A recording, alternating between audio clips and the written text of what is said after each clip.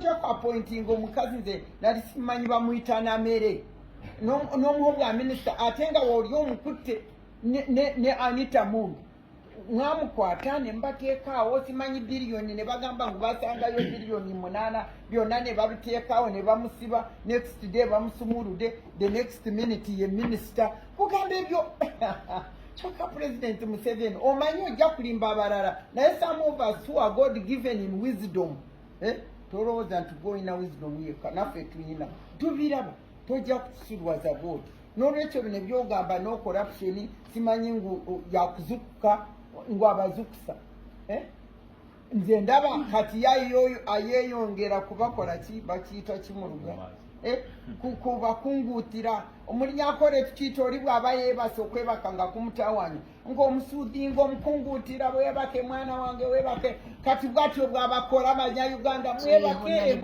Miriam Matembe yaliko honorable era yaliko minisita mu gavumenti eno yennyini gye tulimu naye agamba nti President Yoweri Kaguta Museveni yalimbyemu nti Justin Namere bamukwata anga ensonga zeekusiza ku Honorable Anita Among nti naye ate ekyewuunyisa nti ye Anita Among obwa sipiika bamuggyako ate Namere ne bamuwa obwa minisita kyagamba nti mu butuufu si kya bwenkanya era nti kyali tekisaanidde Namere kubanga bamukombya kapositi konna mu gavumenti eno abange. Miriam Matembe kyayogera kituufu oba nedda?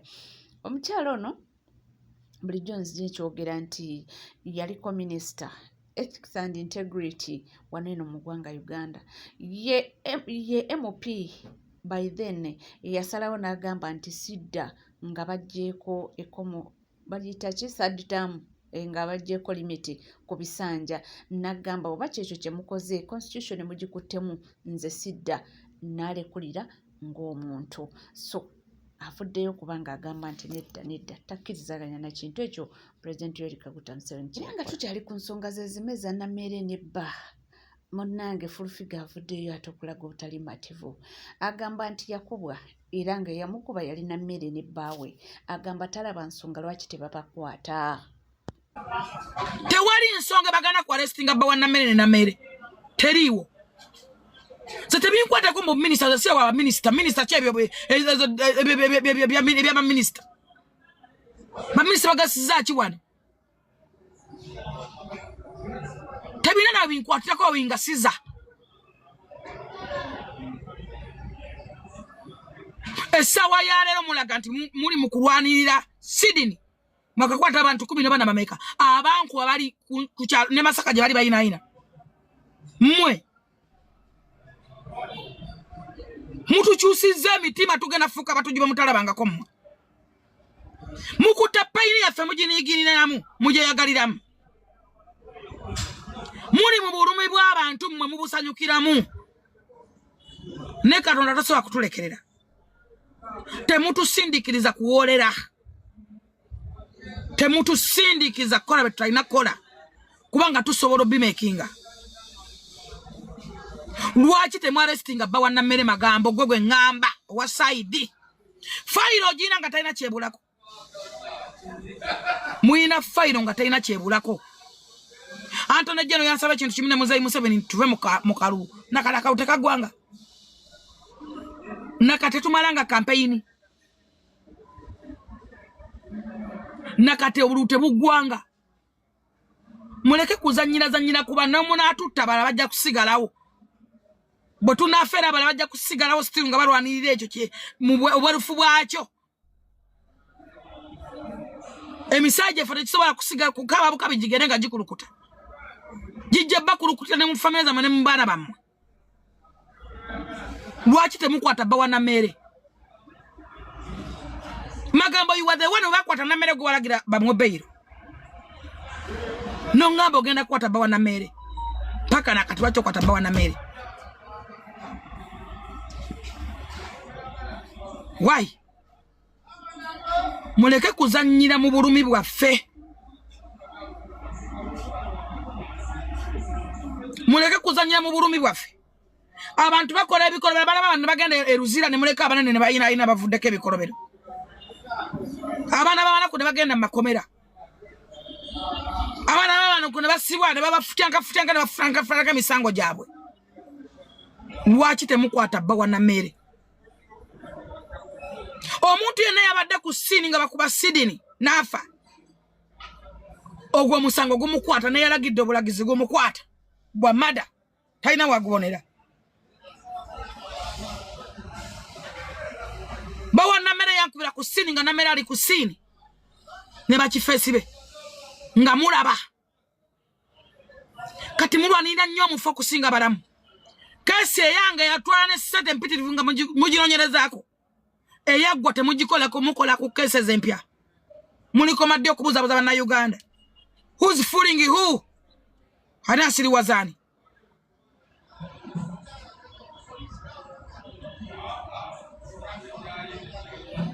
Ani afuli ngani?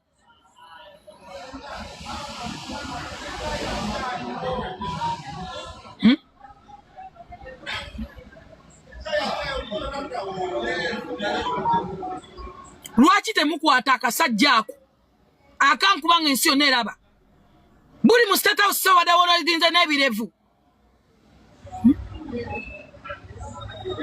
bagenze kugogo bajjayo n'ebirevu kadduga z'amatama mwe basajja mwe mutulese obulumi ku mitima.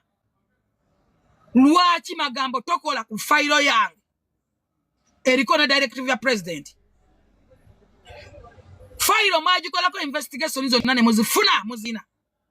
Omusajja ako kantu ako kankuba akatulumako nga mwe namulaba ku streets zeggwanga Uganda. Era nagamba speaker Anita Mongo Katondo yamunteredde wayinobeera amunsasulidde simple. Namugamba you a woman, a speaker of a parliament. Ne bakuba mukazi ku street noza mbubireke. Really? Mbuya my sister for what? Singa bakuba mwana wo. Singa bakuba uwe. Buli muntu wateke mbigere nga bakuba mwana wo.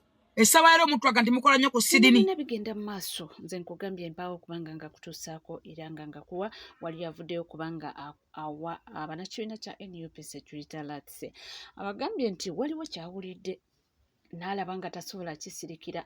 Agambye tatera nnyo bikola naye leero avuddeyo lwakuba nti awulidde ekintu kyabadde tasobola kusirika ate nga kyabulabe. Banange sitera kugaba security alert, sitera gigaba. Naye leero kanjigabe security alert. Bino byengendo bagamba bibaddewo dakika nga 2 ezakayita. Dakika nga 2 ezakayita. Era njagala alabye video eno gitambuze etuke ku bakulembeze baffe ab'ekibiina kya NUP. Saako n'abo abali ku kitebe kyaffe ekavule. Wamu ne baganda baffe nga Waiza ne gurupu yo video eno ebatuukeko. Waiza ne banno video eno yammwe naye gwagirabye gitambuze etuke ku bakulembeze baffe ekavule wamu n'abo abali ku kitebe. Abakulembeze baffe eno video ebatuukeko. Baganda baffe bawaiza waliwo munnaabwe omu ayitibwa Brown abadde mu taxi kati edakika nga 2 ezakayita abadde mu taxi ng'ali ku ssimu alina bayogera nabo nga balaga nti baagala kulumba kitebe leero oba enkya naye ng'ekikyabasumbuwa babuliddwa bakifeesi wadde baagala bakifeesi 50 naye bakyababuze naye Brown abadde mu taxi ng'ayogerezeganya n'abamu ku bo ng'agamba abamu tebeefiirayo kyokka baagala kulabisaamu baagala kuzoganya leero oba enkya naye mbu bakifeesi 50 bakyababuze. Waiza Brown ne banno video ne batuukeko abakulembeze baffe ab'ekibiina kya NUP obubaka buno bubatuukeko abali ku kitebe obubaka buno bubatuukeko mikwano gya Waiza ne banne ne Brown obubaka buno bubatuukeko. Waiza ebintu byemukola tebigenda bayamba. Waiza Brown ebintu byemukola tebigenda bayamba. Muteekateeka mbu kulumba kitebe leero oba enkya ekavule naye mukyanoonya bakifeesi 50 bababuze. Mubadde Brown obadde mu takisi gwe kubamu akafaananyi Brown bw'oba olabye video eno takisi gy'obaddemu ku makya g'olunaku olwaleero obadde ku ssimu ng'olina boyogera nabo abantu bakuwulidde abamanyi bazze emisinde ne bajja ne bantegeeza wano wenkolera. Brown Waiza ne banno bye mukola temujja kumala ku Katonda ali ku side ya NUP. Katonda ali ku side ya NUP. Teebereza obadde mu takisi nga tolina mu kibuga wakati naye obadde mu taxi ng'oyogera ku ssimu naye oli avudde ne mu taxi n'alinnya boda mangu n'ajja ntegeeze era akuyombesezza bw'oba olabye omuntu akuyombesezza Brown kubanga twasalawo kubeera b'amazima twasalawo kulabisa kamera ye mundu yaffe nkugambye vidiyo eno gitambuze etuke ku bakulembeze Brown Lwaiza muteekateeka kulumba kitebe leero oba enkya mbukulabisa mulina bye mupanga mwagala ssente mwagala kuzimba nakawuka kansula obaka mubufunye nsaba obutambuzi Ulide sibigambo byange naye nga yes concerned citizen era nga munakibiina kya NUP yavuddeyo kubanga awa obubaka obwo nga byonna bigenda mu maaso era nga tweyongera okuba nga tutunuulira ensonga nga we ziri mwana mulenzi Ashraf Security ali mu mbeera mbi era tugende mpola mpola batuwe ku update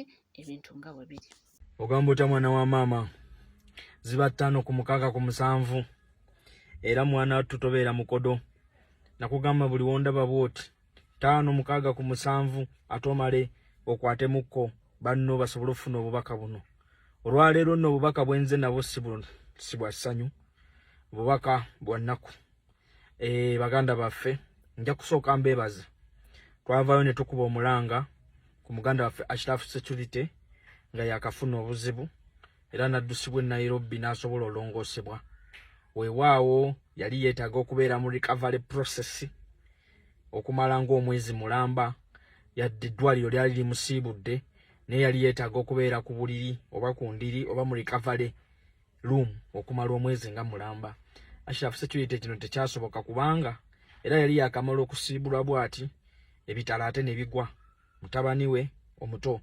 omwana n'ava mu bulamu bw'ensi eno era musajja wattu yalina okutindiga olugendo olwo n'atula mu baasi essaawa ezo zonna mpaka ng'ali Uganda ne tumalayo mpaka Rakai ne tuziika omwana ate tuba twakamala okuva mu bitala ebyo Ashraf Security jjajjaawe naye n'agukola oba Omukama Katonda n'amuyita musajja wattu naye era ne mumulaba nga yeetaayataaya atawukadde ne adda eri edewe ng'omusajja tosobola kubanga mukazi naye ekyennaku kiri nti Ashraf Security olukindo olwo ndowooza lwatadde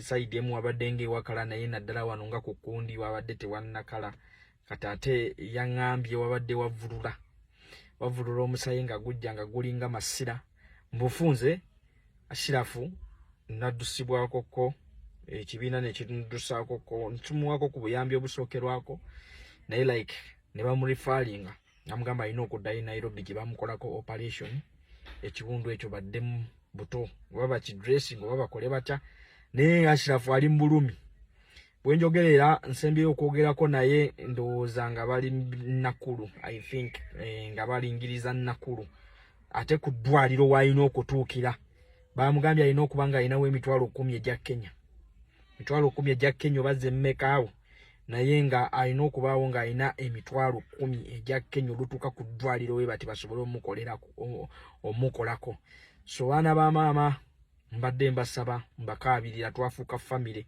situlina wakuddukira walala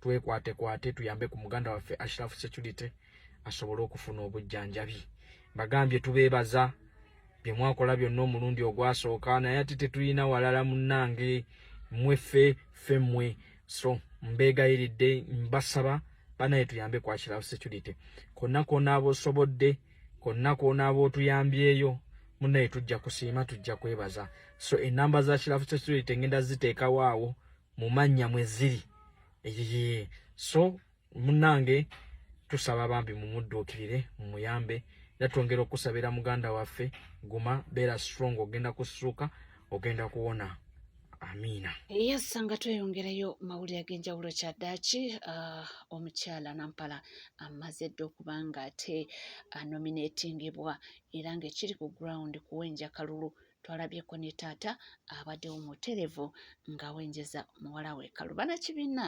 beesunze bagamba nti obuwanguzi bubali mu ngalo kalangala zaabika emipiira Kasolo ndabye teweetonda temufukamira mwatuyita abafumbi b'amandaazi mwatuyita abalina bu certificate bya YMCA kati olwaleero wa certificate wa YMCA amaze okunominatinga kakati Kasolo nkulabye weetonda busimanyi kandidate wamwe afukamire yeetonda abantu bamuzize Kalangala abantu b'NRM abantu b'e Kalangala baganye okuwagira kandidate w'NRM kubanga yennyini yayisa statement n'agamba Nakimuli tajja kulayira era teyalayira kati yavuddeyo n'agamba mbu abantu b'e Kalangala tebawa omutunzi w'amandaazi tebawa waka certificate kakati ogenda kulaba erindaazi bangambye erindaazi e Kalangala